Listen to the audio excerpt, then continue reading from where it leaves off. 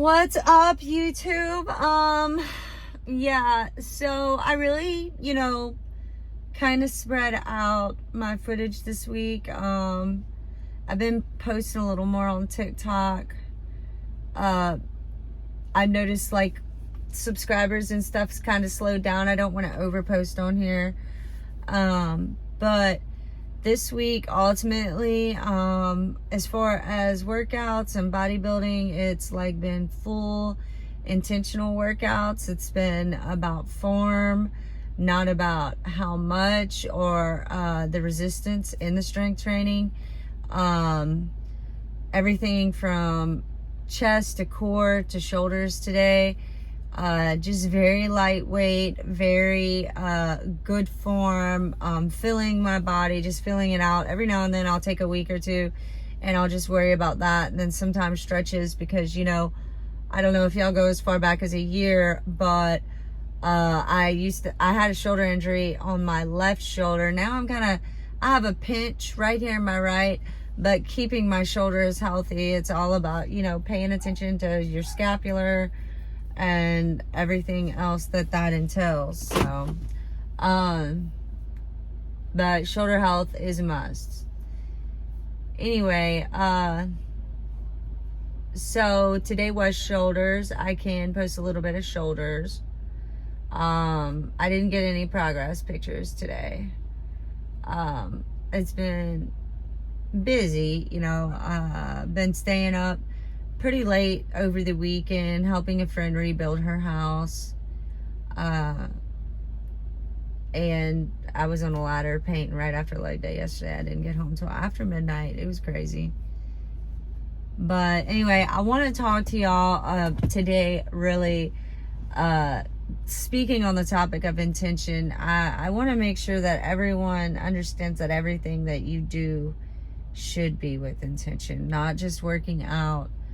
It's very important that how you move, even how you speak, which I'm guilty. I really need to work on that part. I mean, when I speak what I mean, but I feel like sometimes the intention of what I'm speaking comes across in a different way. So my delivery, as I've said before, that's something that I really need to focus on.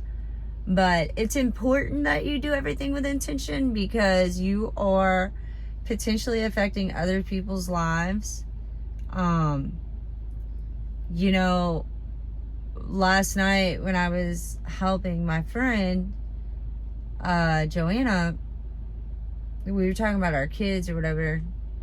And then naturally she was talking about how her 3 kids, and I was like, yeah, my 3. And I had stopped myself and I realized how naturally that came out. And Joanna was like, whoa. And I was like, yeah, whoa. But to be honest with you, I think because I have lost in the past, like at 18, my grandmother, very dramatically, very instant. I've had to learn how to deal with things and process things. How to grieve properly. And so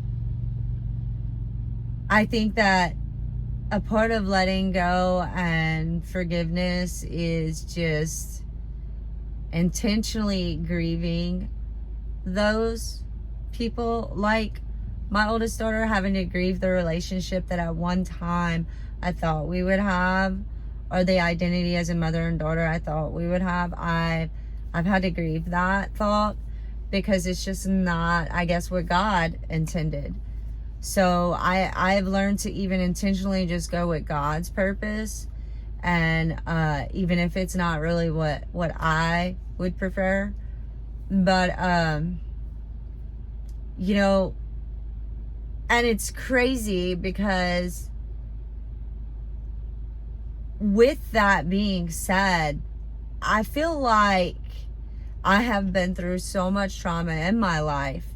I can speak on that, so our brain kind of has like a dump file. And somewhere along the way, when you're processing and grieving, it will just kind of dump file faces, people experiences, to give your mental space the capacity to grieve and process things and to heal. It's kind of like, I guess, scar tissue of the memory is what we'll call it. And I've realized that there are people, there are parts of my life that feels like another life, like a whole nother lifetime, like that will look me directly in the face and it's like, I know that person, but it feels like from another lifetime. Like I don't even remember that person. Like I don't remember, but I remember, you know?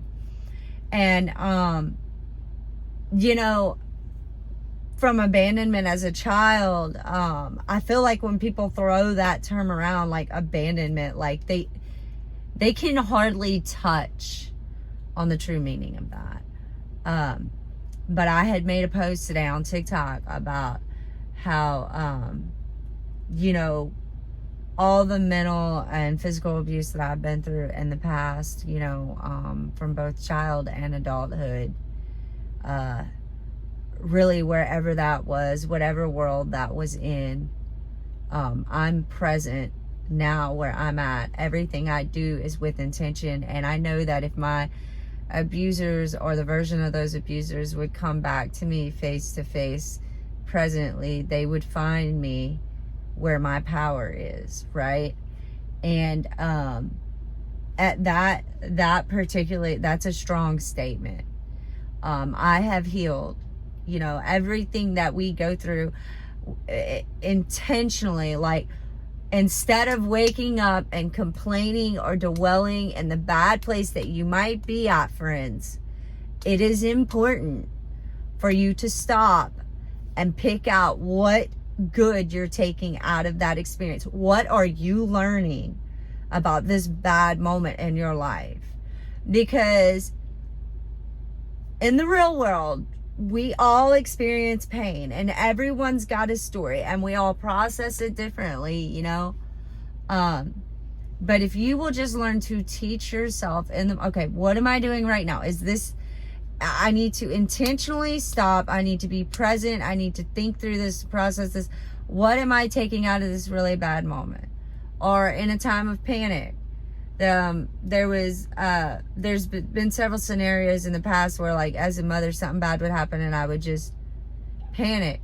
But something that now I have currently, like, adjusted over probably the last 10 or 12 years, catastrophe, I'm just really composed, and then my panic and all my feelings are suppressed until after. But it used to be an instantaneous, like, panic and disarray. But here's the thing, you cannot think. You cannot possibly think and execute in a time of, like, fear or tragedy if you are all crazy. You know, you've got to be very composed. And I know that we live in a time now where everyone's like, you know, you need to talk about your hurt and da-da-da-da. Look, you're not a victim. Don't choose to be a victim. You know, this is what I've survived. I don't give that, what I had to survive, credit for who I am. I give me, like, for deciding that I was going to be this person each and every day, because I could have gone through all of that and chose to be a completely different person than what I am now. A lot of people around the area, or people that used to know me, you know, they don't have a lot of good things to say about me. I think it's because they just don't give me the benefit of the doubt. You know, there's been times that I've needed law enforcement and they've showed up and they've been the enemy instead of a safe place. So I will forever feel unsafe where I'm at. But, you know, people really do have me pinned wrong, because I'm the type of friend that you can call in the middle of the night, or person. Like, I would stop what I'm doing and lay my life on the line for a stranger, you know? And it's just crazy to me how, like, you know, people have a lot to say about you when you're really, really broken and you're unwell, or you're going through these bad circumstances. But man, when you're on top and you're being the best version of yourself, like being active, staying healthy, being a present friend, person in general, mother, wife, everything that you need, dog owner, okay, discipline, man, they will still freaking hate you or have some kind of like resentment or like, I don't know, like negativity, like feelings of bitterness. Like, so what, when I was sick, you didn't like me, you had a lot to say. Or when my mental health was suffering, because I literally have always felt like I was drowning alone. Like I couldn't rely on anyone. Like the other day, me and Haven were driving and the Jeep broke down, and it broke down because Tucker drove it bone dry and I didn't make it to a gas station. And Haven looked at me, and I called Kurt over and over. He was at work. You know, I had no one to call. My mom lives 40 minutes away. So I was like, girl, we just going to figure out how to get this Jeep in manual, and we're going to push it right there to the gas station because we weren't far. And then the Jeep would not go to neutral to make it a manual, like where you could push. And so we had to overdrive the transmission. In order to do that, you have to pop something up at the shifter. And like, you know, my whole life has been like that though. Like, I just always had to figure it out. And I used to like really moan and groan about that, but now I don't, because it's just like, we have a magnet in the house that says, you know, something about, keep calm, but you know, just know help is not on the way. But I am grateful for that now, because like even Haven understands, like my kids understand, you know. I think they will look back once they realize how hard life is. They'll be like, man, my mom was tough. She, you know, she figured it out. My dad always figured it out. Like my parents legitimately did everything alone. Like they, you know, I hope that that's my kids' mindset, and they don't need to rely on anyone else, because something I've learned is people will just always let you down, and that's average. Like even the people you love and you don't carry beef with, like people will let you down, you know. That's like, it's just something you have to accept, like just like the addicts in your life. Like, but why? Like the question is, but why did you choose this? But why? Like, but why?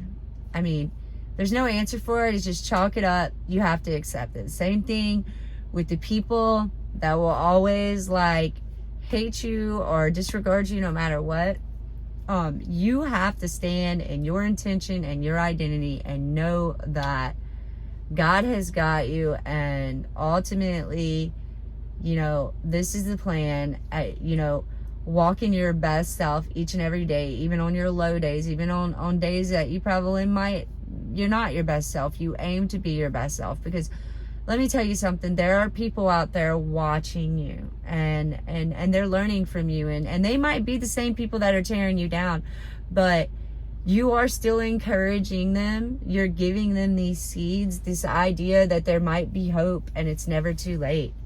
And friends, I guess that's just the moral of this particular video. Everything you do with intention, because there's eyes out there, and I know you're not really living for them, but like, what if God's purpose for you is to really just show people that regardless of the negativity and the hate and the things that you've been through, you can still carry on. You can still carry faith and hope. You can still choose new for your life. You can have new beginnings. It's never too late. You want to build muscle, you want to be disciplined, do it. You want to open a business, you want to have like more things, you want to look a certain way, feel a certain way, spiritual growth, whatever it is, a healing journey. You are showing people that it can be done, whether they want to own that or not. So I just want y'all to know I believe in y'all.